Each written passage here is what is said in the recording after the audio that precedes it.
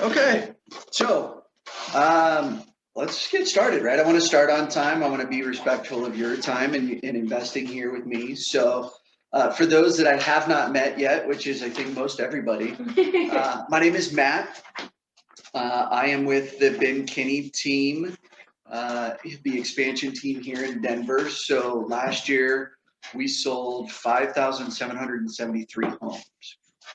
So joined the team here a couple of months ago after 8 years of being on my own, starting a team, first venture into joining a real estate team. But my background, I got into real estate after about 8 years in the motorcycle industry, which I loved. I got to sell Harley Davidsons and Honda dirt bikes and Polaris ATVs and stuff. Really, for a kid that never grew up, it was a lot of fun. The downside to working in that environment is I was never going to have control of my schedule, right? I was retail, which means we had a time that we opened, we had a time that we closed, which if you've ever bought a car from a dealership late, right? You know that they stay there until stuff gets done, right? If you've ever worked in that industry, that was very much the same. So forget planning date night after hours. I was always going to be there Saturdays and, forget asking for summertime vacation, right? Because we were seasonal in the motorcycle industry. But so I started looking into something that I could take control of my schedule for. Let me turn this down. That I could get hired without having a college degree and not have to start in the mailroom at the bottom, kind of a deal. You know what I mean? And if I was going to start at the bottom, I was going to start as an entrepreneur. I was going to go to work for myself and figure it out there. So real estate really became that for me as I started looking into it. So when I got started in real estate, I was just dumb enough to do what smart people told me to do. And that was it, right? They said, Matt, go do this, go learn this, say this. I said, okay, that's what I'm going to do. Don't overthink it, just go do it. Odd thing happens when you follow successful people's advice, right? Success starts to happen. So my first year, I was a rookie capper, was not rookie of the year. I wasn't that sensational, but that's what happens when your average price point's pretty low, right? You may do a number of transactions, but you don't end up having the high volume, right, that it takes. But I did walk away from my job at the dealership, and I replaced the income that I walked away from within that first year. Nice. I made the commitment just to quit the job and jump full in. I knew I had to go in and I wasn't going to be able to be successful half in, half out.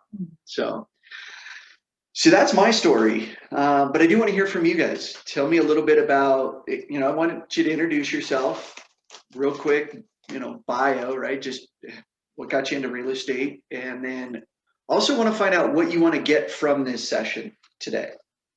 Right, so we want to make sure that we cover that. Some of the things you might want to get, we won't cover, but we could set another time to chat about that offline if that's okay. So we'll start with you. Okay, right? Well, my name is Alexia. Alexia. I currently do property management, Okay. and I got into real estate just because my family's always been involved in property management. Not that fun, and essentially, I just want to be able to create generational wealth for the generations to come after me and be able to have, my family be okay and repay my parents for everything they've helped me with. So, but out of this session, I guess, being able to, which we kind of touched base on a little bit already, but just being able to do lead generation without being that annoying person that she's calling again. That's kind of a, what I want to get out of this session, I guess. Generational wealth. I love that. Perfect. I'm Linda, and I just came out of 10 years of property management. My family too has been their own property managers for a long time, and I don't think I realized until I was about year 8 in my property management career. I did everything from leasing and went up to the corporate level at the company that I was with last.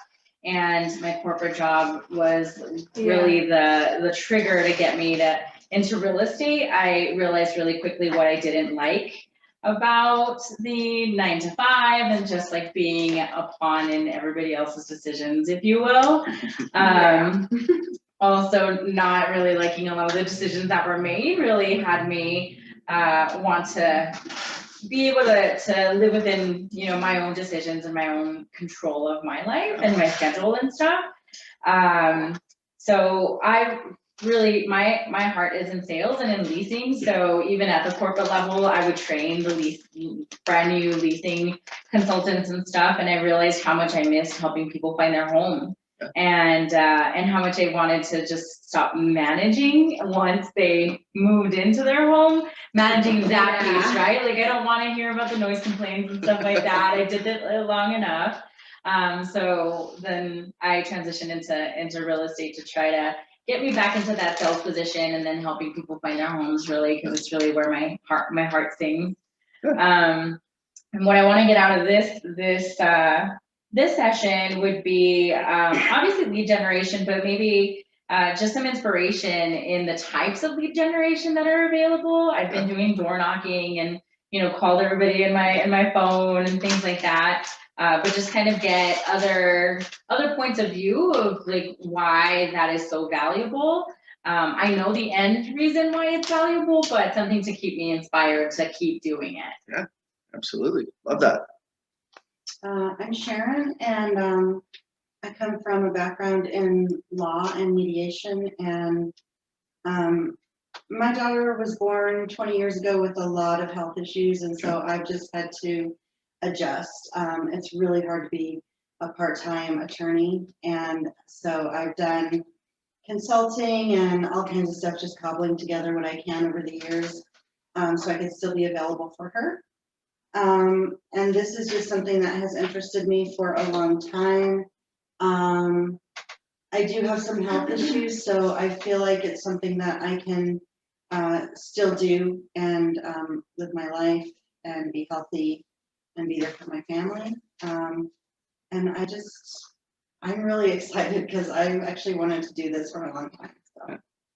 Excited that you take the step, right? And as this series goes on and it talks about leverage, that's going to be an important piece for you, right? Because you can create a massively big business and not have to be somewhere at a specific time, right? Mm-hmm. You know, when you think about things a little differently, you start caring about your dollar per hour, right? Mm-hmm. So when we have conversations about, hey, would you rather make $5,000 or $10,000? Most everybody's going to say $10,000, right? But the correct answer is, well, that depends, right? How much time did I put in for the 5,000 versus the 10,000? Yeah.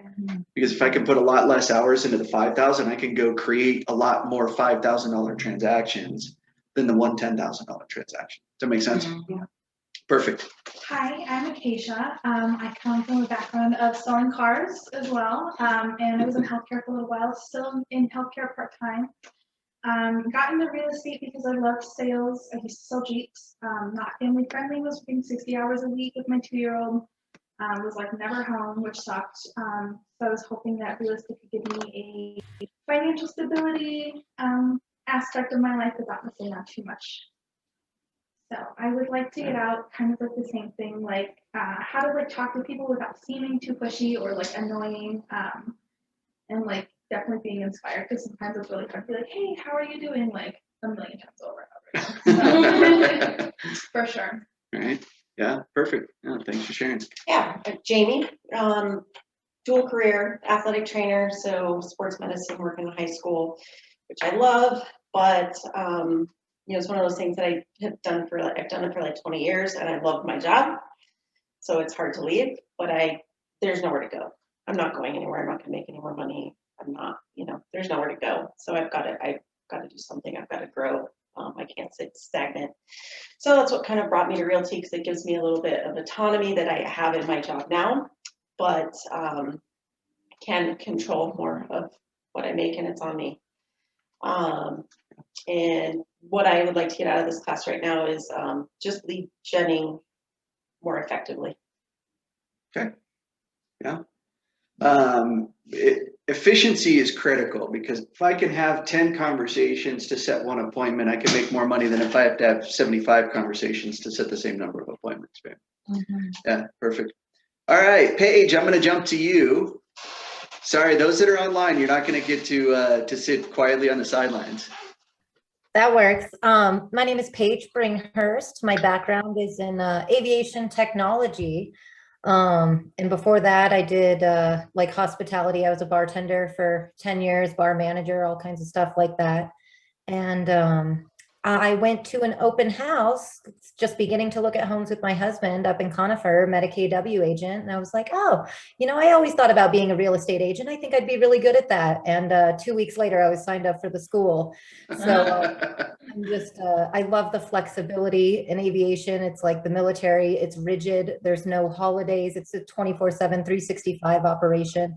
And that was really cutting into my personal life, working weekends and every single holiday is just not really the future I envisioned for myself. And so I got into this thinking, I can generate my own time, manage time a little bit better. I get that at the beginning it's going to be, all in, but I'm willing to do that and excited to do it, and really happy to be here. I'm really glad I found Keller Williams because I did a ton. I'm always like an FBI agent Googling the crap out of everything.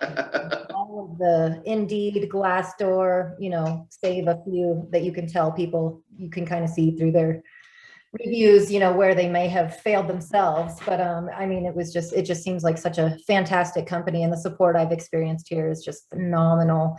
So I like this. It's a new career and I'm in the market to buy a home. And I thought, what a better way to do it than really knowing the ins and outs of it than signing up here at Keller Williams. So really excited to be here. We're glad to have you, Paige. So Jacqueline, we'll go to you. Yeah, do it. Jackie's in here with me. I'm in here with Paige. Oh. Turn the chair. Let me back up. No, we're Get good. in there. Hi, I'm Jackie. It's great to be working at KW. I have no history in real estate. Actually, my past profession was an elementary educator. And after doing that for over 10 years, I was a stay-at-home mom until my kids went off to high school. And my husband had a profession where we traveled a lot. So we were buying and selling homes constantly. And the process was a little stressful when the kids were little, but I kind of got the gist of it and started to enjoy it. And the agent who sold us our home here in Colorado, we remained friends. And one day I was just like, tell me what you think about being an agent. And she was telling me all the pluses and minuses about the job, but still was interested. So I went through schooling and I really enjoyed that. And I kind of feel like with my background, with staging homes to sell and buying homes and what to look for and many renovations along the way, I have a little bit of a foundation that I can apply towards the start of this new career. And so far it's interesting. I really enjoy it. I think just learning all of the command and all the processes involved can be a little overwhelming, but I'm starting to, take time out for each little piece to understand it a little bit better. But it's fun. I've been doing some open houses and I love to talk to people, sometimes a little too much. So I got to watch that. But it's fun. I enjoy it. And I really do think once things get rolling, it's going to be a new adventure for me, a new career path that I think I'll really, really enjoy. Excellent. Well, thanks for sharing, Jackie. I appreciate it. Thank you. All right, Salvador. How you guys doing? Good. So I kind of chose real estate. I have no background in real estate, but I was an associate for Home Depot actually for a little while, and I have 3 kids. So just kind of got into real estate to try to expand my time with my family and kind of teach my kids. It's not all about physical working. We can apply our mind and make some good money and enjoy our family. And that's my kids are small. I'm young, so I really want to plant my roots somewhere and see where it takes me. Yeah, that's fantastic. I appreciate that perspective, right? I'm hearing an overwhelming theme, right? It's control, it's time with family. And that message speaks to me. Growing up, my dad told me all the time, he said, use your head, not your back. Yep. My dad's a mechanic. He's, busted knuckles regularly, standing on concrete. And I have enough knowledge to get myself into trouble mechanically, but, I'm clearly not under a hood. So perfect. Lisa, how about you? Or are you frozen? Nope. I've actually been in real estate for 20 years. I got my license when I was 20 in Montana. Moved to Colorado. I'm actually fourth generation of Colorado, but the Loveland area. Got my license in Breckenridge, and had been having a really great career in real estate. Vacation rental property management fell into my lap through selling to out-of-state buyers, and ended up kind of pursuing that and creating.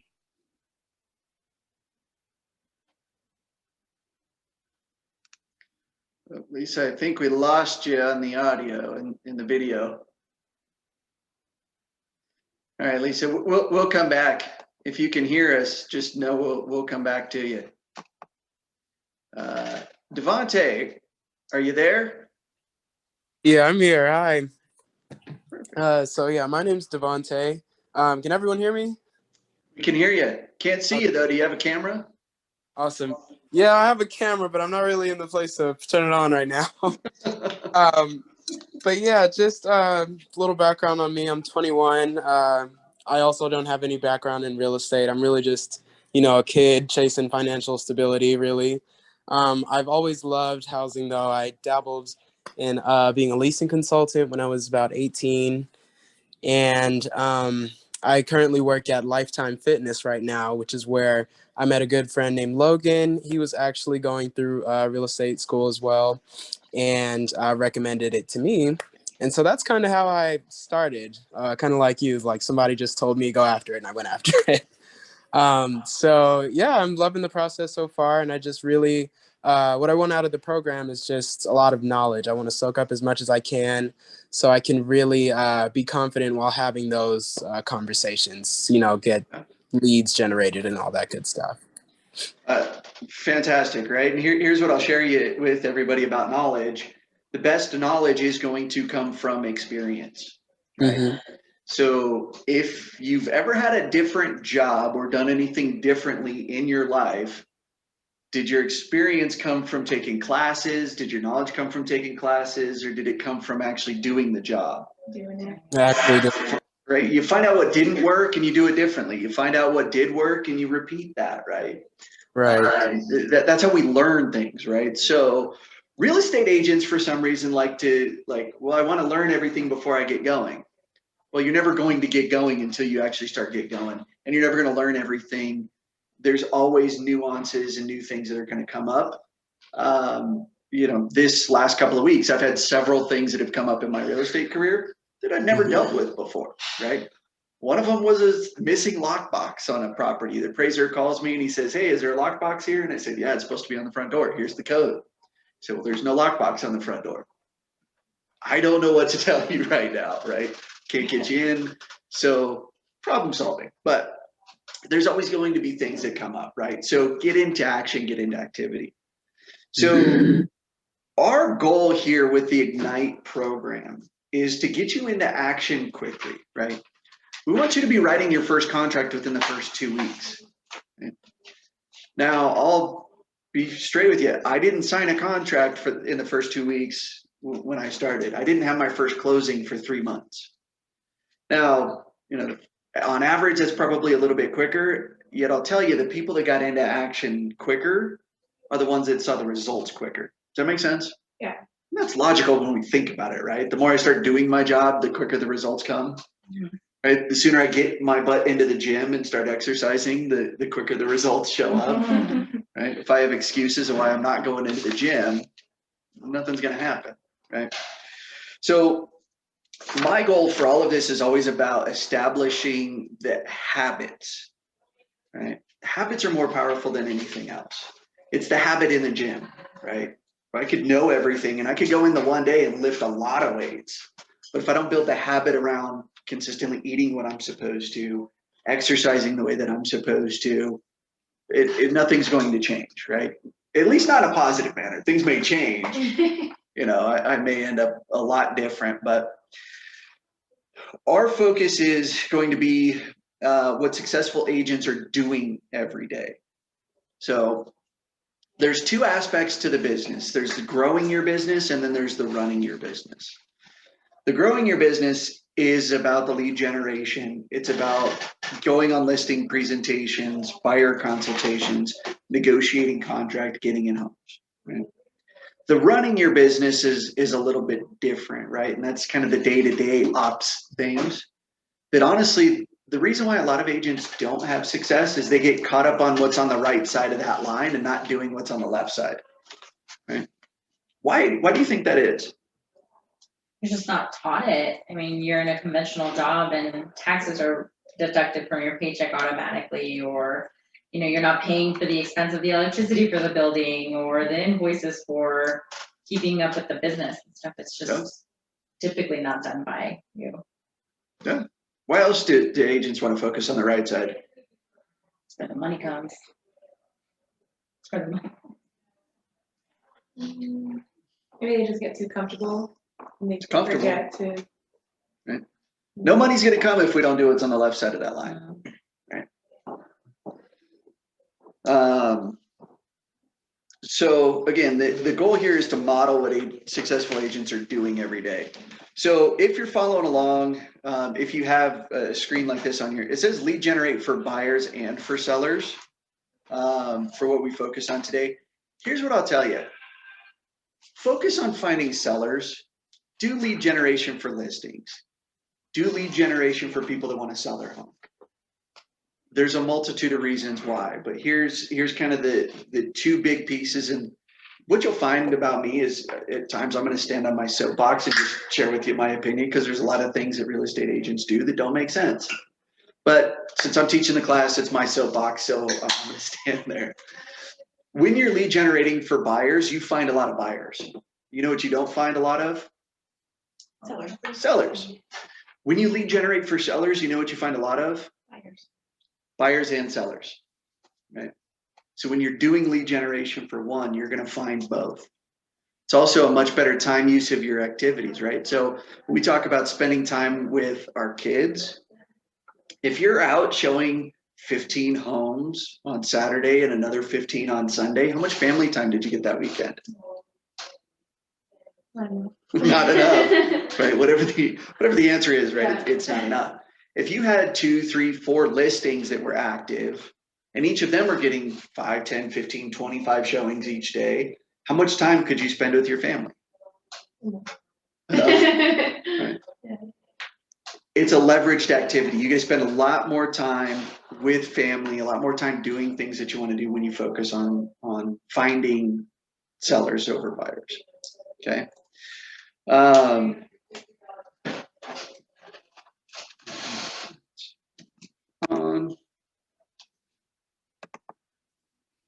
Okay.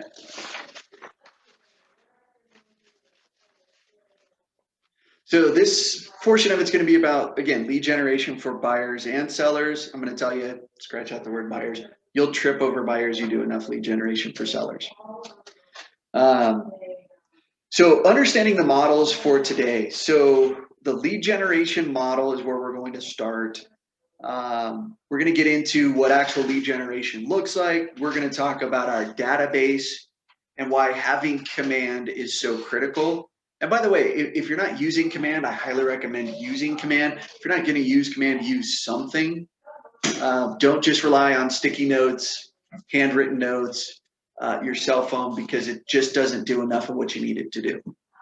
Okay. And our sales pipeline. Cool part about command is it's going to tell you what money looks like down the road for you. You start putting things in and it's going to tell you what your income looks like. So for most of us, if we've ever had a W-2 job, we were pretty sure what our income was going to look like when we got that paycheck. And now that you're, an independent contractor and you only get to earn what you do, what you produce, it'd be kind of nice to have a consistent paycheck, right? Raise your hand if you don't want a consistent paycheck. Even online, I don't think I've seen anybody's hands raised. Okay. So we want to build some daily habits, right? And it's about building your database, script practice, and lead generation.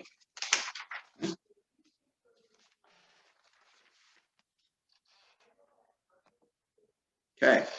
So understanding the lead generation model as it is today. So everything starts with prospecting or marketing. Okay. So I'm curious, and like some participation from online. So again, if you're tuning in online, right, you don't get to not participate. Tell me about what you think about the lead generation model, or what you know about the lead generation model.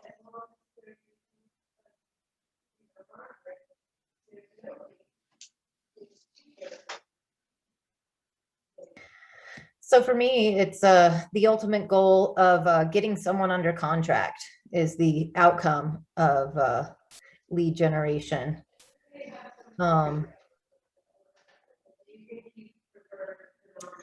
What else are you asking?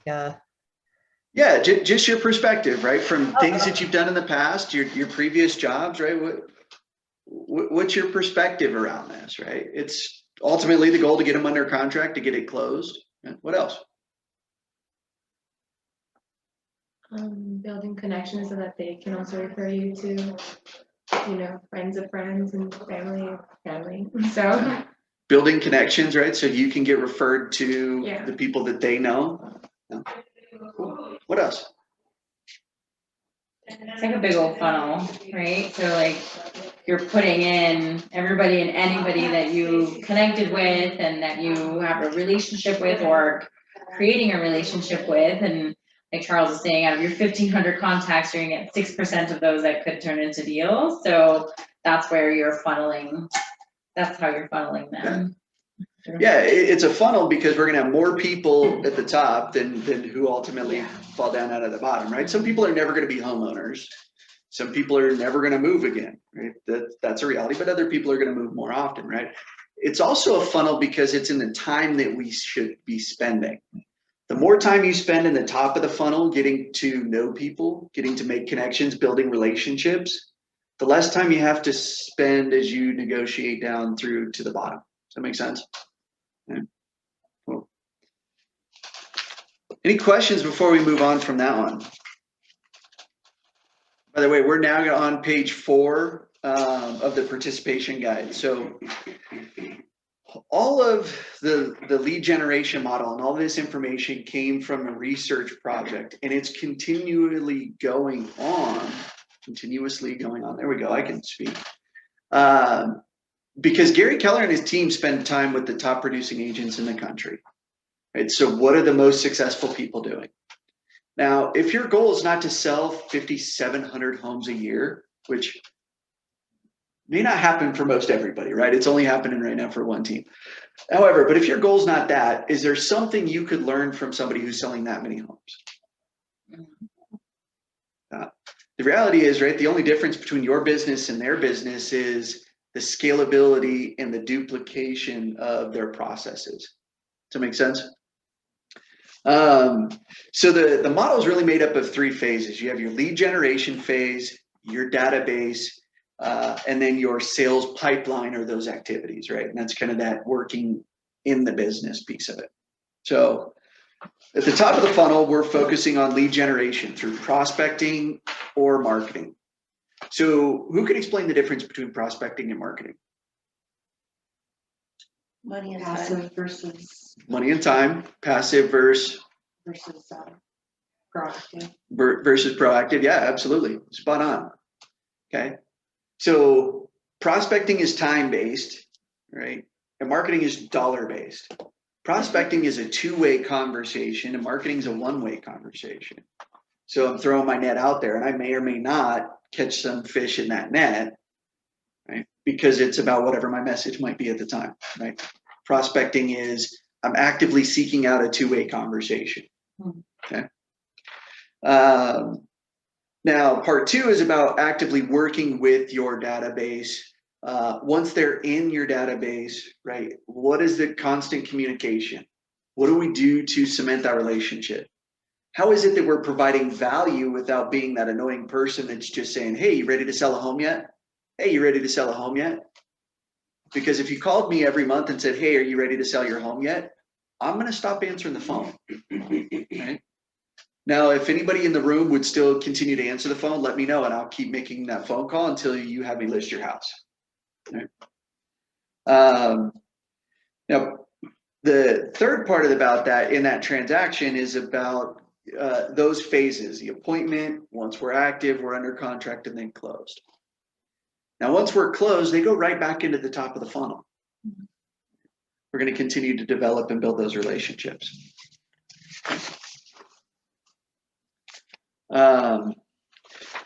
So I'd like to hear, what questions do you guys have right now? Thoughts or ahas, anything that you picked up so far? So I have a question. Yeah. So what is your idea of how do you create value to yourself for other prospects? What are some examples you used yourself? I like that question, right? Put the instructor on the spot, make sure he knows what he's talking about. He's done this, right? Didn't just sign up for a class and say, hey, I could teach that. So value is determined by the recipient. Is that fair? Mhm. Right? Because what's valuable to me might not be valuable to Paige or Davonte. So I have to have a unique message to the audience that's there, right? So we're specifically in real estate. A lot of real estate agents still do, but it was a little bit more popular, would send like recipe cards to their whole database. Like, here's, grandma's apple pie recipe, here it is. But I'm curious, what does apple pie have to do with real estate? Nothing, contact. I mean, I'll probably eat apple pie at my house, but that might be it. Yeah. Right? So my message, right, what it is that I'm bringing value. I don't bake, I don't cook, so I'm not sending recipe cards because one, I don't even know if the recipe's any good, and it's not what I do. But I am in real estate, and I can assume if they're listening to what I have to say that they're interested about real estate. So, is it valuable information to know what's going on in your neighborhood as far as real estate values? What is if you own a home, right? Is it valuable if you rent a home? Mhm. Yeah, I mean, do you want to buy a home in that neighborhood? What does it look like to buy in that neighborhood? Right? So there's relevant information that's there. The other piece, Salvador, that we'll get into is around tags in command. Mhm. So within tags, I have the ability to customize the message. Because if you're a first-time home buyer, my message might be different than if you are in a luxury neighborhood and I want you to sell your house. If you're a real estate investor, that's going to be a different conversation yet, right? Yeah. So it's about identifying and creating that customizable message that's valuable to the recipient.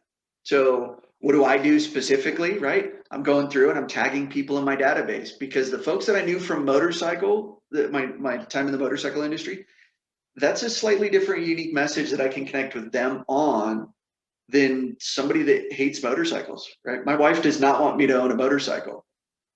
I can't get to her with the same message, right? It's about setting everybody up that I have an address for on a monthly neighborhood nurture. So they get that information that's coming to them, right? For me, it's also, I've done over the last 15, 18 months now, live Facebook interviews with industry partners. One was an estate planner. So again, if you're watching that video, there's interest in that conversation. I'm working on scheduling with my home inspector. What are some things that are commonly found on the inspection that a homeowner might want to know before they put their house on the market, right? What are some things that are commonly found that freak buyers out that they might want to okay, this isn't that big of a deal. We can solve this problem. My wife, who's a sales rep with Land Title, we do a monthly update on what the market's doing, right? So again, as you find your message, you'll start finding out what people are finding for value. So love that question. What else? What was the question? What other questions do you have, right, so far? What ahas or something maybe you hadn't thought about that you're like, oh, that makes sense?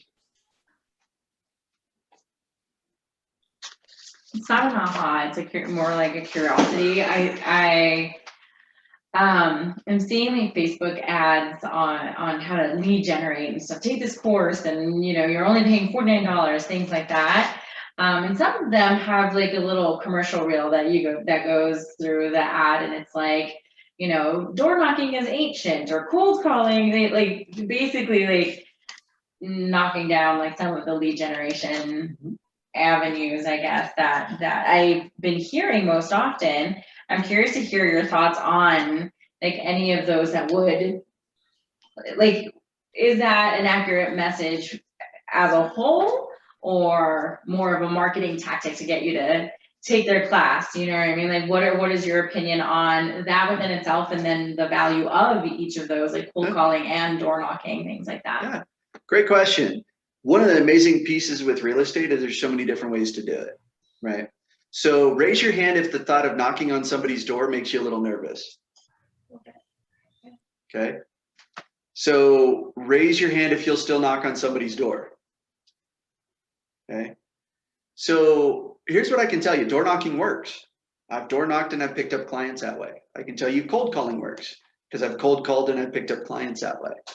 Here's what I'll tell you.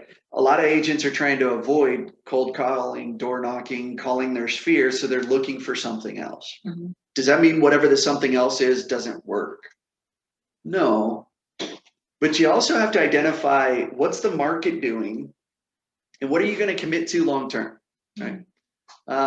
So years ago, I was teaching a class and an agent was telling me that what he wanted to do for his business was to hang out at the dog park and just hand people flyers. And that's all he wanted to do. I said, okay, how many people are at the dog park? And he gave me a number. How many people are you going to talk to? And he gave me a different number, right? I said, okay, well, that doesn't match with what you want to do. There's not enough people that you're meeting and talking to at the dog park that are ever going to do enough transactions for you to do what it is that you want to do, right? Long story short, he's no longer in the business, right? He wasn't committed to doing what it was going to take. So are some more fruitful than others? Yeah, absolutely. But you have to identify what you're going to commit to doing. That is the most important piece, is committing to doing it day in and day out. When it's boring, it's not exciting, it's frustrating, we still commit to doing it. Does that make sense? Mhm. The good news is you don't have to do them all. There's a lot of them you never have to do. If you don't want a cold call, build a business that doesn't generate leads that way. Right? If you don't want to talk to your sphere of influence and the people that know you, you can build a business where you don't have to talk to the people that you know. Right? There's going to be different challenges with all of them. Right? Door knocking still works, open houses still work, internet lead generation still works, all works. Right? It only works if you work. Mhm. That's the other piece that people want to avoid is work. Okay, cool. All right. Any other ones? I guess when like it comes to, I mean, I haven't done any door knocking, or I haven't really gotten started. I'm like still doing training and stuff, but like when you do door knock, like what do you say? Like, I don't know. I don't know, how do you start with that? I mean, obviously knock on the door, but. So like for me, I'll give you an example. The first time I never thought I would door knock. Okay. And the first thing I did was I got these little cards that were like, hey, I'm your neighbor, I'm a real estate agent, I'm your Okay, neighbor. nice. And I put my card in there and I just went around to my neighborhood and I was just going to them to tell them, hey, I'm a real estate agent now. So I wasn't soliciting. I was just letting them know, hey, I'm your neighbor, I'm a real estate agent now. So if you know, have any needs or whatever. So, and that's how I started. And then from there, I haven't really done any more, but then from there, if you're just going with something that you're providing to them, you're not necessarily Okay. Gotcha. selling, Yeah. so to makes speak. sense. So it's like your mind frame and changing it and knowing. Okay. No, yeah, that makes sense. That helps definitely, because I was like wondering about that there. So. Yeah. Thank you. Last time I went door knocking, a week or so ago, I was door knocking for an open house. So my script used to be, I'd knock on the door and I'd say, hey, your neighbor down the street asked me to invite you to the open house we're having tomorrow from 11 to 1. Here's a flyer in case you want to pick your neighbor. And I'd turn around and walk away. Right? Didn't get a lot of leads that way. So change the script, right? And here was the script. Now this is a little different, right? But I'd knock on the door and I'd say, hey, I'm Matt. Your neighbor's around the corner. The Smiths are selling their house and we're having an open house tomorrow. The reason I'm knocking on your door is because tomorrow we're going to be out putting signs out for the open house. We put a lot of signs out. And before we just stick one in your yard, I just wanted to make sure that you were okay if the sign ended up in your yard temporarily just for a couple hours tomorrow, potentially. I don't even know if it's coming in, right? Give them the opportunity to say yes or no, right? Because if you just stick it in the yard, sometimes signs get stolen, Yeah. right? But that's how I'm asking the question, right? Starting the dialogue. Then it's, so most people that actually end up coming through an open house will not be interested in that house, but they came because they really want to buy in the neighborhood. Do you know anybody that's currently thinking about selling their house that we could talk to? Right? So now it's a lead generation, right? Now I'm asking the question, getting them thinking about it. And then the last one was, so one last thing is we've been meeting some of the neighbors. A lot of folks have wanted to know what the value of their home is because, you know, Zillow is super inaccurate. So since I'm already doing the research, would you want to be included on that list? And I'll get you an accurate value of what your home's worth. Okay. Great. What's your email address? What's the best phone number in case that gets kicked back, right? Nice, okay. Another one that I did early on in my career that produced results was I printed up a flyer that had a home that sold in the neighborhood. I went and knocked on the door and said, hey, I'm Matt, I'm a real estate agent. Wanted to let you know that your neighbor's house around the corner just sold for X. Right at the time, it was like $150,000. And, you know, they're like, oh, cool, I didn't know that, thanks. Yeah, perfect. By the way, do you know anybody that's thinking about moving? Okay. So I'm walking up to this, it's a townhouse, right? So I'm walking up to this house and there's these two little boys playing baseball in the front, right? They're just throwing the ball back and forth because there's no yard space in these townhomes. So ring the doorbell, the screen door's closed, right? But the door's open and she answers the door and I was like, hi, I'm Matt, right? Gave the pitch and she goes, oh, I thought you were trying to sell something. I was going to point to my no soliciting sign. And I said, oh no, I just a real estate agent. She goes, great. We've been thinking about buying a home because we need a bigger yard for the boys who are playing baseball, nice. right? So kept in contact, right? We sold the townhouse, helped them buy a house. Because of the open house, the neighbor across the sidewalk, we sold her house. Wow. So Nathan and Troy were the two little boys. I just went to Troy's high school graduation party. Wow. That was 8 years ago that I met them, right? So it works, right? It's a real thing. You just have to identify whatever the value is that you're going for and come up with that script. And if you need help, let me know, right?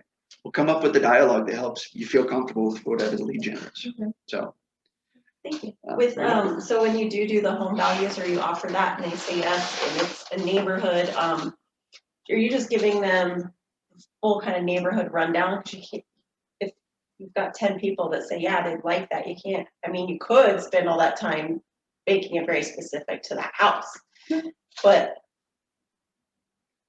This is also where it helps to go into efficiency. I can do a market analysis if it's a simple neighborhood, right? Lot and block, the builder came in and they built 7 models and there's 3,700 homes, right? Whatever. It gets pretty easy to do, right? So it depends on the neighborhood. Okay, yeah. So you can make it quick. Depends on how the conversation went too, right? If they're thinking if they want the value because they're thinking about selling, maybe it's a little more specific, right? Yeah. So don't spend 3 days doing market analysis reports, right? Because that's time for lead generation that you should do. You can get a general pretty quick idea, but keep them in your database so that you can continue to follow up. Right, yeah. So here's one that I'm just going to read the way that it's written because honestly, this is probably the best way that I've heard it. So that lead generation is the life of an agent's business. It should never stop. It's purposeful and intentional. It moves you closer to your goal and is part of your larger strategy. Lead generation never stops, right? When you stop lead generating, guess what happens? You'll die. Not that extreme, but if you take that intense look at it, that's what we're gonna put it. I mean, if I'm not lead generating, I'm not having closings, I'm not making money, I can't buy food, There I you don't go, eat and and I then you die. die. Right? See how those dominoes knock over? Yeah. So again, here's another question. How do you think top real estate agents and top performers are using lead generation successfully? Using the leads they have, you mean? So how are they doing the lead generation successfully? Oh. So here we're in the lead generation business.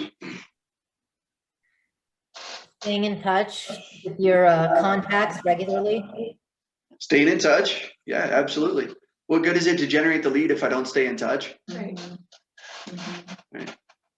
That sticky note that was sitting in my car that fell between the seat and the console. And I'm like, oh, wow, there's a, $15,000 commission check I never earned. Okay, cool. What else? Getting more through existing leads. So just having your work for you. Yeah, getting more from our existing leads, right? Our work works for us. Yeah. Yeah. Cool. Okay. So why is lead generation important?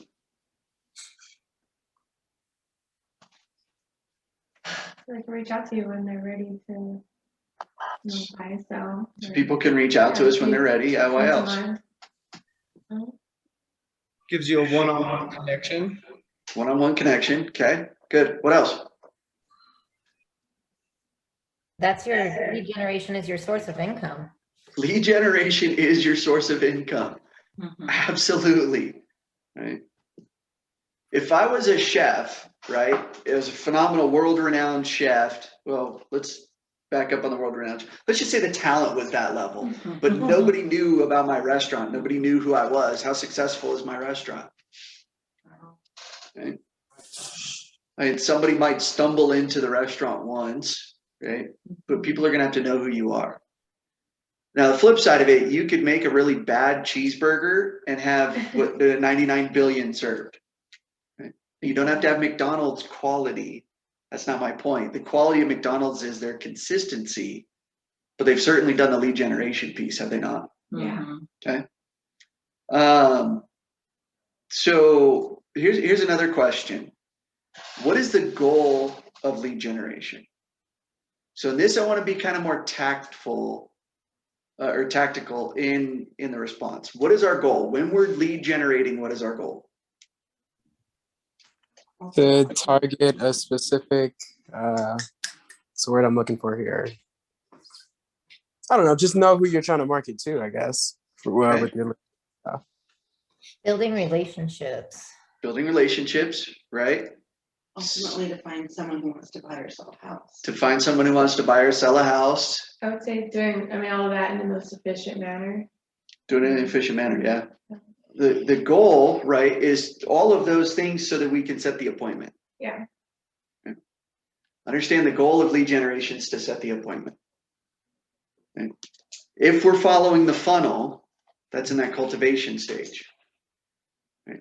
When I was at the dealership, I told people all the time, folks don't walk in with their wallet out and just say, hey, tell me when I've given you enough money, right? You have to follow the process, right? Setting that up. All right, one last question, right? How do you prefer to work with people? How would you like to work with people? Do you want to work with strangers? Do you want to work with people you know? Do you want to work with, cold calling expired listings for sale by owners? Do you want to throw client appreciation events? Do you want to farm a neighborhood? How do you want to work with people? Right, farming a neighborhood is being the neighborhood expert. Those all sound fun. Those all sound fun. I mean, you don't have to commit to it. That's not this question, right? It's just based on what you know. How do you want to work with people? I would work the neighborhood and go between friends and family and strangers. So focus on the neighborhood and friends and family. Yep.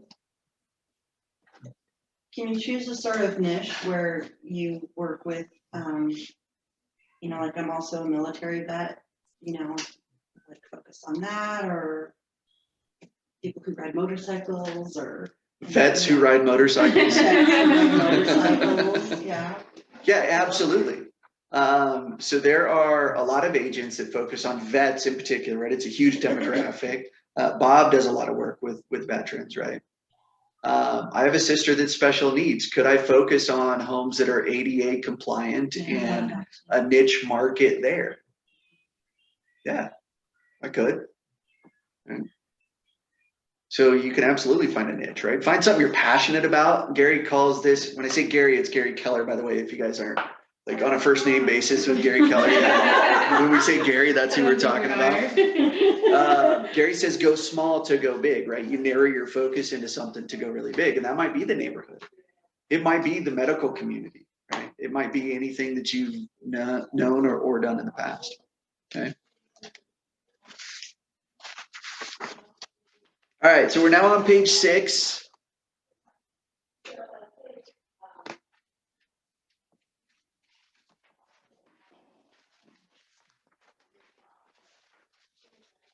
Kind of went through. Okay, so the lead generation is an ever-evolving piece of ideas, right? There's always new things that are going to come up. A lot of agents will make the mistake that they try to do a little bit of everything. Stop trying to do a little bit of everything. And when I say stop, try some things, right? Try some things that you're going to want to commit to and see how you do. But make a commitment to do that, right? Don't wake up on Monday and say, hey, this seems like a good idea today, I'm going to do it, and then see how today went. And then like Tuesday wakes up and you're like, that didn't work, so I'm going to do something else, right? Try some different things so that you see what you're good at, what you like, what you'll ultimately commit to. But ultimately, you need to make a commitment to do something and get really good at it. Your top producers, their lead sources, overwhelming majority come from like 3 or 4 sources. That's it. We're talking about the people at the highest level, right? It still comes from about 3 or 4 sources. Okay. So we talked a little bit about marketing, right? Marketing is dollar-based. Prospecting is time-based. Especially early on, we want your business to be prospecting-based, right? And then marketing enhanced. Why do we want to be prospecting-based and then marketing enhanced? You're not spending a lot of money. Not spending a lot of money. Why? You're not making it yet. Because my business is not making it yet. Now, you may have a lot of money in your bank account, but if your business isn't generating the money that your marketing dollar is spending, what's happening? Getting in debt. Yeah, it's going down, right? Salvador's putting 2 thumbs down, right? Yeah, I'm spending money that I don't have, right, that my business isn't making. Let your business start making an income before you start spending that money, right? Here's what I'll tell you. The research for the book Shift, which was written during the last housing shift, right, when the whole thing collapsed on itself. A lot of agents, right, very successful agents who were marketing based or marketing exclusive had to go back to prospecting based because the dollars weren't returning the same. You have more control over your time and your dollar when you're prospecting. Okay. So any thoughts or comments around why, especially at this stage, better to be prospecting based and marketing enhanced? Well, there's a lot of noise out there. There's a lot of noise out there. Tell me about that. I mean, anybody can put a sign up, or buy a print ad or whatever, but if a person doesn't know you personally, they're just, opening the yellow pages to make a dated example and, pointing to someone. But if you make that personal connection, then in theory, they're more likely to hire you. 100% of people do business with people. Okay. So here's an example of marketing, right, that I'll share with you. On my drive home, and I live at 136th in Quebec in Thornton, so I'm way out east. It's a lot of highway. I pass by 2 billboard signs, and they're both for a real estate team. It's a black billboard, has a picture of like a sketch drawing of a diamond, right? And the caption says, "Find your gem." It's the Emerald Group, right? And in the bottom right, it has the real estate brokerage's name. Nothing on their billboard says real estate, unless you knew that the brokerage was in real estate. And this brokerage is not a Remax or Century 21 or a Keller Williams. Not that that really matters that much, but it's not a brand that has public recognition at this point. So how successful is that billboard for them? I don't know. I'd have to call and ask. I happen to know that there was some drama with how things went. It's not going real well, but right, you have to ask. So you got to understand the marketing. Also, you have to be very intentional with what your message is. Has to have a compelling reason to call. Right? If it's just a billboard, people are not going to call. Right? It helps with the conversation if you're at the table in a listing conversation, like, well, I've never heard of you. Well, you've seen my billboard, right? You drive by it every day. It's right in your neighborhood. You see my bus bench. The grocery store has my face on it. Those are all things that can work, but again, they're passive. So if you're going to do something like that, either have to really focus in the neighborhood so you get mind share, or there has to be some message in there that's there. Cool. Questions on that?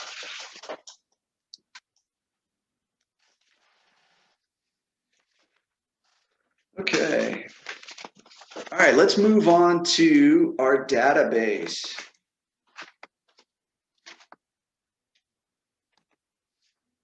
Okay. So what is a database? Your Rolodex. Context my Rolodex. Right. What else? Yes, the tools that you use, like command and whatever you use for like your CMAs and things like that. Okay. Tools and commands. So command's bigger than just a database, right? It's a whole platform for running our business. Yep. What else? What is a database? Your contacts, potential leads. Yeah. It's potential leads. It's your contacts. I can tell you there's a mathematical equation to how many people you have in your database when you're marketing to them and talking to them, staying connected and prospecting to them enough that you'll see a return for closings. So the ratio from the book, The Millionaire Real Estate Agent, was your net database, the people that you know, it's a 12-to-2. So for every 12 people in your database, you should have 2 closings. I tell you, some of the best people that are doing it right now are pretty close to that, but a good mark to shoot for is 10-to-1. So think about your database right now, how many people you have in command, or if they're not in command, get them in command, right? But how many people are in your cell phone? Apparently you can do this with your iPhone if you have an iPhone, and I'm not an iPhone person, so don't judge me, right? But if you scroll all the way down to the bottom, it tells you how many contacts are in your phone. Yeah. Right. But take that number and multiply it by 10%, and that should give you your number of closings that are potentially sitting in that database. Then you can take your average price point or the average price point in the area and start figuring out how much commission opportunity is there. Has anybody done that? Yeah, we did it earlier. Did that earlier? Mhm. Yeah. It's kind of a scary number. If you've been in real estate for a minute and you're not having those closings, you're like, wow, there's a lot of people that are getting bad real estate advice because they're not coming to me. So Lisa, you've been in for a while. Is that, tell us your experience with your database. Well, I think that's why I'm back here. I kind of set real estate aside for a while I pursued building a vacation rental company in Breckenridge. And now my children are grown and I have a little more time and space, and I've got that company moving on its own. So I really want to get back into real estate. And I'm like a newbie because after about 7 years of just doing, 2 to 3 deals of return clients, just people who knew me. Now I'm expecting to do much larger production. And I'm realizing that having even stepped out slightly out of the market for even a minute is like being new. I mean, I'm really having to refresh my database and my clientele and kind of my branding. Yeah. Yeah, you're 100% spot on, right? Personal story. I stepped away to become a team leader. I did that for a little over 1.5 years, and then get back into production. I'm starting from zero. There's nothing in the pipeline. When you stop making those calls for 1.5 years, people stop saying, "Hey, I'd like you to do business with me." Right? So it's starting back over. That database is key. So. Who's still putting contacts into command? Just show of hands.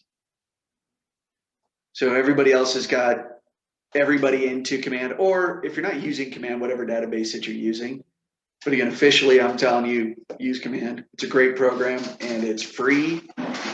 So that's one of my favorite words, right? Free. I am frugal. I don't like spending money I don't have to. Okay. So the size of your database and the activities you do will predictively produce results. Okay.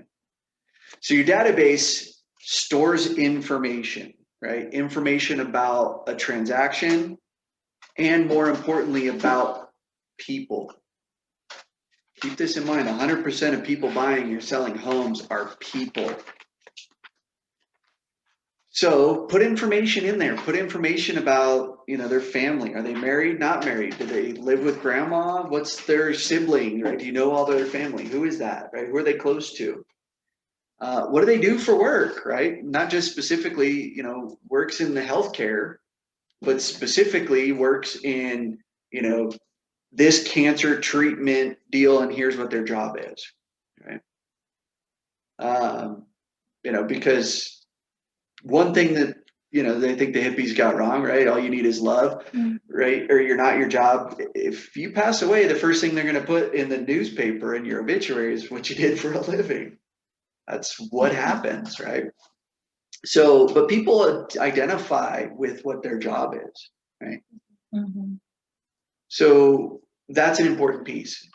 Recreation, what do they do for fun? Are they into hiking? Are they into motorcycles? Are they into nonprofit? They serve the food bank. Okay. What do they do for fun? What are their dreams? What are their goals? What are their aspirations, right? Here's two more that I'll add to that.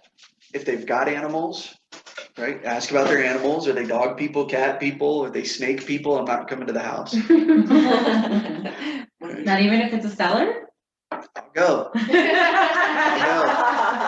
But I'm not touching the snake. If it's behind glass, we're okay. Right? It's in a cage. Yeah.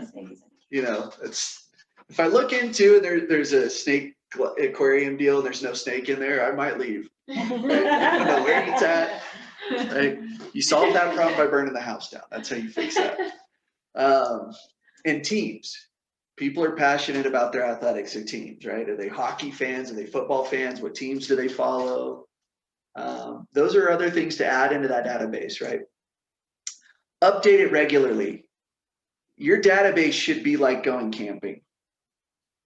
Cardinal rule of camping is leave it better than you found it, right? If there's trash there, pick it up, right? Somebody else left it, but that's fine, right? Leave it better than you found it. Don't leave garbage. Your database is the same way. Don't leave it with bad information. Get in there regularly and update it. You don't have an email address when you're on the phone with them. Hey, I was just looking, I don't have an email address for you. What's the best email? What you have to do is ask, right? Hey, by the way, are you still over at 123 Main Street? Are you still working at the university? Are you still working at the high school? Are you still, whatever that is, right? Ask for that information, right? Organization's key to it as well, right? If you need a plumber and you know that they're buried somewhere in your database and your client asks you for a plumber, how quickly can you get that information back to them? Or you buried it, you didn't keep it updated and organized, and that plumber moved to Cincinnati, Ohio, and is no longer doing it. But you gave out his phone number. Your client calls and he's like, yeah, I moved 3 years ago. It's not a good conversation, right? It doesn't set a good expectation. And then lead generation feeds your database. You should always be adding people to that database. Met at an open house. Added to the database. My brother-in-law got married. Here's his new wife's contact information. Okay. Yes. In Command, can you search based on those tags or based on the notes also? Tags, yes. I don't think you can do notes. So that's why it's important to have your notes kind of organized into a specific spot, right? That you can go back to. So here's what I did. When I was lead generating through my database, I'm going back through and I'm rereading my notes. called, no answer, called, no answer, called, no answer. Matt, stop trying to call this person. Clearly they don't answer. Maybe they'll respond to a text message. Text message. Text message, no answer. Text message, no answer. They're on Facebook. Oh, let me see if they're there, right? They didn't answer that one. Let me try a phone call again. Right? So there's notes that are in there. Or last time I talked to them, it was their anniversary and they were going out to a fancy, vacation. Hey, Dave, last time we talked, I mean, you were headed out to Belize for your, 10-year wedding anniversary, man. How was it? Tell me about it. So it's having the relevant conversations as well as you go back through and kind of reread the notes. Cool. You can also sort by phone call conversations, general notes, all transactions, so you can kind of get specific in there, right? Cool. Any other questions around the database?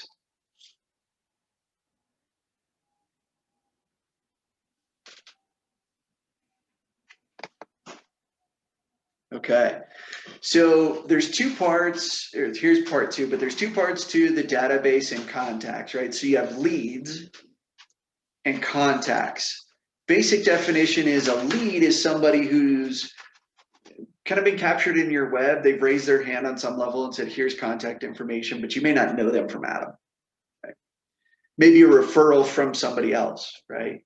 This is my mom's, hairstylist, and she's thinking about it. And my mom gave me her phone number, but I couldn't pick that hairstylist out of a lineup, right? I have no idea who she is. She doesn't know me. That's a lead.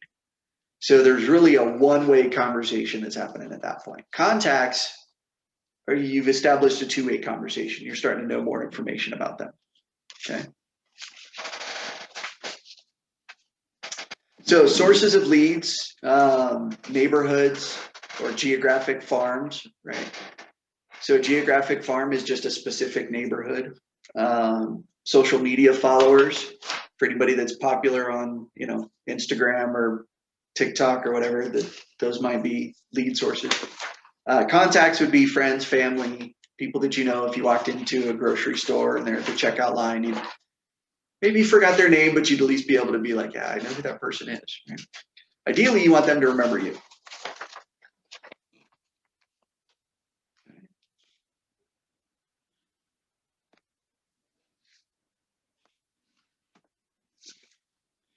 Okay, so there's two parts, and this information came from the Millionaire Real Estate Agent 2, the book that's not come out yet. I think the reason they haven't produced it yet is because it just validated all the information in the first book, but some of the numbers have changed. So 19 to connect. There's 19 steps to connect to the database, right? These are leads, 19 steps to connect before they end up like opening up the dialogue and having a conversation, right? So there's a plan right there about how to build that touch program. This 36 to convert, that's 36 touches over a calendar year for that information. Now, if that seems like a lot, I'll tell you it can be, but it's more so if your method of reaching out, the information that you have to share is not relevant. So if you get a lot of unsubscribes to the emails or a lot of people not answering the calls or the text messages, it's because the message that you have is not relevant. So who knows what a push notification is? So what's a push notification? It's a notification that gets like sent to your phone if you're in an area that's being marketed. So in property management, we did those, for example, for let's say a studio apartment that hasn't rented in several months, and we just wanted to do a notification for the studio apartment to anybody that's within a 5-mile radius, and those get sent to anybody to their cell phone for anybody that's in that 5-mile radius. Yeah. So right, ESPN, NFL.com, and right, the Buffalo Bills all have push notifications, right? When something happens, they alert me. Especially if it happens during football season with the Buffalo Bills. I get it from Buffalo Bills, I get it from NFL, and I get it from ESPN. But I don't turn them off. Why? You might miss something. I'm a big Bills fan, and I don't want to miss something. Yeah. Right? It was a painful, last 20 some years. But now I don't have Facebook push notifications. Why? Excessive. It's excessive, and I don't want that. It's not Yeah. that relevant to me, Yeah. honestly. Maybe even if it's happened less frequently that I'm getting notifications from the other one, it's not relevant. I don't want to know that. I want to choose when I'm on Facebook and when I'm not, right? So that's the method, right? It's not about how often you reach out. It's about whatever your message is, okay? So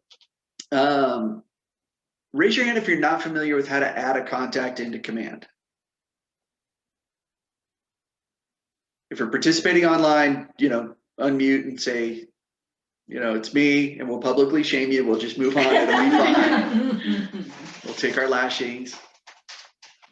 Okay, so it sounds like everybody's familiar with how to add somebody into command. So if you've got specific questions on this, you want to slow down, you can message me offline. We'll get that. So that was our activity, was how to add somebody to. But if you're all familiar, that's fine. So let's talk about tags, the custom tags. Is anybody not familiar with custom tags and how to do that yet? Salvador? Okay, cool. Anyone else? All right. Was that Davonte? Oops. Okay, let's see if we can. This You computer. have to switch your share though. Oh, great. I'm going to have to go super techie on that, huh? We'll skip that. Okay. So there's a video that I can send, but under your contacts, when you bring up the contact, if you're at your computer, go ahead and do this while we're talking through. So under edit, right? There should be if you'll pull it up, we'll kind of walk through. Yep. I'm going off of memory, so. You click the little pencil. Yep, so you click the pencil icon right to the right of their name. Mm-hmm. We can use that contact if. Yep. Oh, sorry, yeah. So just click on their name. Yep, so you click on their name, there's a pencil to the right of their name. And when you click on that pencil and scroll down, there's a section called tags. So there's some tags that are pre-built in there that you can use, or you can just start typing. And it'll ask you if you want to create a custom tag, and you can color coordinate it based on what's important to you. If you're visually, driven that way. So what are some examples of custom tags? Door knocking. Okay, door knocking, right? Source, right? I meant door knocking. We do have a source in their command as well for door knocking, but what else? First time home buyer. First time home buyer, right? That message might be different. What else? Like a team or a group they're part of. A group or an organization they're part of? Yeah. Yeah. Or a previous employer, like I have a bunch of property management people. Okay. Property management, that's how I I know. always do one for like family and friends. Family and friends. Specifically family and friends, yeah. Okay, yeah. How about past clients? Don't have any. Well, when you get them, right, we'll have a little different message. What's the difference between a past client and just a client? Like, wouldn't they always be? Past client, somebody that I've had a closing with. Okay. A client, somebody I'm working with. Working with, okay. Right. Buyer, seller. Here's one that there's several in my database. How about death? Right. They're never going to answer the phone. I shouldn't call them, right? Yeah. But the message might be a that. little bit different, right? Yeah. Okay. You do out of state. Out of state. I had a tag in there about out of state, because if I'm calling you quarterly to do business here locally, Yeah. If you live in Cincinnati, Ohio, maybe I have a referral for you, but I'm going to focus most of my attention on people here. What about if they live in Grand Junction? I'm not doing business in Grand Junction. I don't go to Colorado Springs. I'll go to Greeley because I lived in Greeley for 8 years. But I don't travel that far. It's not worth my time. I don't know the MLS. I don't want to drive down there. I don't know the neighborhoods. I will refer it to somebody else who will take good care of them. And I'll get a referral check. $1 per hour activity. I mentioned that earlier, right? So I had a friend of mine in my database, wanted to buy in the Springs. He said, great, I got somebody for you. Here's the phone number. I got a referral check. You know how much time I spent on that transaction. Couple minutes. 10 minutes maybe, Yeah. right? That's a good $1 per hour activity. Yeah. Okay. What are some other custom tags?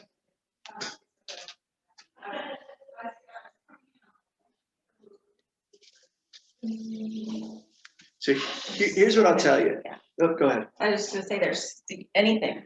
There's no limitation to it. So here's what I'll tell you. Start just putting custom tags to it, right? Whatever it might be, motorcycle enthusiast, tennis player, you know, my daughter's 3rd grade teacher, whatever that looks like. Then as you start going through, you'll start to identify if it's a method in which you can communicate to them with, right? Yeah. So, but start training your brain to think that way so that you can then start to utilize it. Okay, make sense? I have a question. Yes. So my computer's been super slow, but in the tag section, it's, if I remember correctly, there's a list of preloaded tags, but you can add, is there like a plus sign that you can add? Yeah, so as you start typing, Okay. right, it'll come up and it'll notify you add tag. I think it's a Like create custom new tag. or something. Create custom tag, right? And you have to go through save, and then you'll see the box pop up in the tags and what's there, right? Okay, so you can add more than one tag. Oh I yeah, thought there were, because since there was a drop down list, I thought you had to choose one. you get to choose a lot of them. Okay. Right, so you can search for, you know, and you have your affiliates, right? Plumbers, right? You can do all of those things. That's why I was wondering if you had to search in the notes, because I thought you'd put the plumber in the notes and search the notes, but if you can make a tag for them, then, okay. It's also a job title for them, so you can search by job title. Okay. So you can do a lot of searching, which is great. If it's something you want to search for, I would recommend do it as a tag or something that's searchable other than just putting it in the notes. Okay. So I've taught a class in the past about your strong ties, weak ties, and loose ties. So where this is relevant is around your database. Just real quickly, how many people would you say you know in the Denver metro area? Maybe like 30. 30? I'm not from here, so. Maybe like 100. 100? In the Denver area, Yeah. how many people I know? Yeah. Like, I mean, even if it's not, if it's an area you would go serve, right? How many people? 300. Okay, 30, 100, 300, 100, okay? Hundreds. Hundreds? Like 900s or No, 300s? I mean, I've got almost 600 just on my phone. They're Okay. probably mostly from this area, so I don't. Okay, yeah. So let's say 400, right? There might be some people in there that are moved out or Yeah. right? So now here's what I want you to think about. How many of those people, do they know other people? Do they work with other people? Right? Now, are there people that you used to know, used to hang out with, used to socialize, used to work with, that maybe you haven't kept in contact with, or maybe don't have a good contact information for them today? Yeah. Right? So did they run in different circles? Did they know different people? Your business will grow much bigger when you expand into the weak ties and the loose ties. Loose ties is, I know you through somebody else, right? It's like my buddy Josh's friend Dorian that he worked with at the restaurant. I know Dorian, but we don't hang out all the time, right? So a weak tie would be like my friend Dan. We were really close in middle school, and then he moved south, right? We're not so close anymore, right? But as he's moving back to the Denver area, right, that's somebody to stay in contact with. Add those people to your database. Find ways to get their contact information. I put a social media direct message on Facebook out to everybody that I knew. Everybody on my list said, hey, I'm updating contact information. What's your phone number and email address? And people I barely knew just gave me their info. Right? Like, I'm not even sure how I knew this person to start with. I don't know why we were Facebook friends, but now I have your cell phone number. That's great. Right? So your business will grow there. So we already talked about holes or missing information in your database. Treat it like camping. Every time you go through, make sure that it's there. Okay. All right, smart views. Smart views is about how you want your contacts to be displayed when you're looking in your contacts. So if you go to your contacts page, there's a section there that says customize columns. So if you click on customize columns, you can rearrange the order of which things are. You can add things and take other things away. Like I wanted to know what birthdays were. So I added that to it so that I could go through and write happy birthday cards, right? So whatever your brain wants to see there, you can edit that, customize that. Any questions on that?